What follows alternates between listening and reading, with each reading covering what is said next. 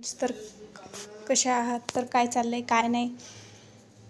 रोजचे पाढे 55. आपले काही कामं कधी संपणार नाही आहेत. खूप कामं असतात सगळ्यांनाच.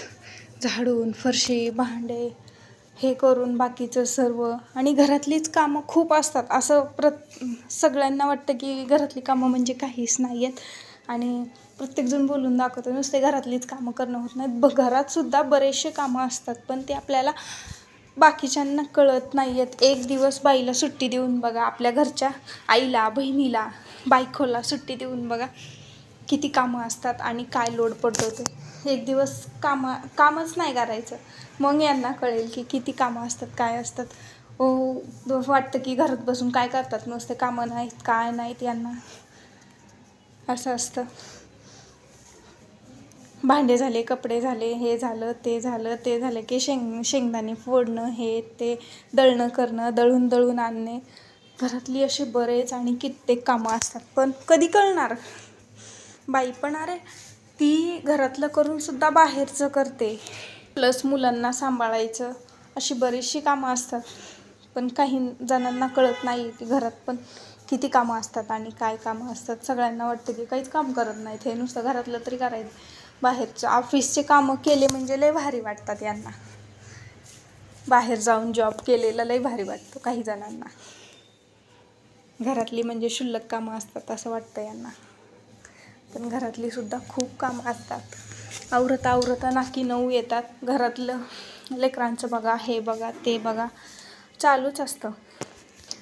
चला तर अजून माझे भांडे राहिलेले आहेत, कपडे राहिलेले आहेत, मला दळणं करायचं आहे, ज्वारीचं दळण संपलेलं आहे ते करायचं आहे, प्लस दुकान सांभाळते मी. अशी बरीचशी कामं आहेत. ते करत मी हे चालू केलेलं आहे. कारण स्त्रीने खंबीरपणे स्वतःच्या जीवावरती उभं राहावं. कारण एक रुपयासाठी म्हणजे आपल्या घरातल्यांकडेच हात मागितल्यानंतर कसं हे होतं ना, देतात नाही देतात. स्वतः कमावता असल्यानंतर आपल्या मर्जीने खरेदी करता येते, स्वतः घेता येतं काही पण. कारण आपल्या आवडीच्या गोष्टी आपल्या हाताने आपल्या स्वकष्टातून घेता येतात आणि तो काही आनंद वेगळाच असतो. इतरांना मागून घेण्यात आणि स्वतः कमवून ती गोष्ट घेण्यात एक वेगळाच आनंद असतो. त्याच्यामुळं प्रत्येक स्त्रीने मी तर म्हणेन कामापुरतं का असे ना, पण स्वतःपुरतं तरी कमवायला शिका. कोणावरती डिपेंड राहायचं नाही. कधी वेळ कशी येईल सांगता येत नाही, याच्यासाठी सांगते मी. वेळ काही सांगून येणार नाही आहे. त्याच्यामुळं खंबीरपणे 1 रुपया का असेना पण स्वतःच्या कष्टाचा असावा आणि स्वतः कमावता असावं असं मला तरी वाटतं. कारण काही करा तुम्ही, ब्लाऊज शिवा, असे कित्येक काय हे असतात. आणि स्त्रियांना असं डोकं चालवलं ना काही पण येतं. असं नाही की प्रयत्न केल्याशिवाय यश हे मिळतंच. काहीही करत राहायचं, हे नाही तर ते नाही तर ते, प्रत्येक गोष्ट आली पाहिजे असं मला तरी वाटतं. आणि खरं सांगू, मला पण बऱ्याचशा अशा गोष्टी येतात. मी हळूहळू तुम्हाला सांगेन मला काय काय येतं काय नाही. मेहंदी शिकली पाहिजे. मेहंदींनासुद्धा आज 5,000 6,000 6,000 रुपये ऑर्डरला. एक ऑर्डर घेतली तर बघून येत मेहंदी वगैरे. किंवा ब्लाऊज शिवत असाल तर घरात बसून घर बघत तो जॉब आहे आपला. आणि ब्लाऊज पण आज शिलाई 500वरती पोहोचलेली आहे. 250 ते 500 रुपयेवरती पोहोचलेली आहे साधे ब्लाऊज जरी शिवायचे म्हणले तर.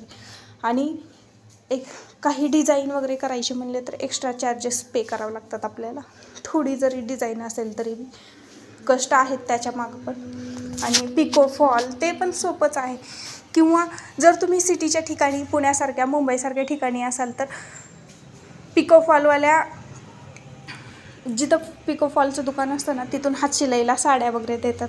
अशा ठिकाणी जाऊन आपण काहीतरी केलं पाहिजे, अशा संधी शोधल्या पाहिजे. म्हणून सांगते की घरी बसून काहीही करा पण स्वतःच्या हिमतीवरती कमवायला शिका. कारण स्वतःच्या स्वकष्टाचा पैसा खूप महत्त्वाचा असतो आणि स्वतः वापरताना तो काही वेगळाच अनुभव असतो. तर चला बाय. व्हिडिओ आवडला असेल तर लाईक करा, शेअर करा आणि कमेंट करा.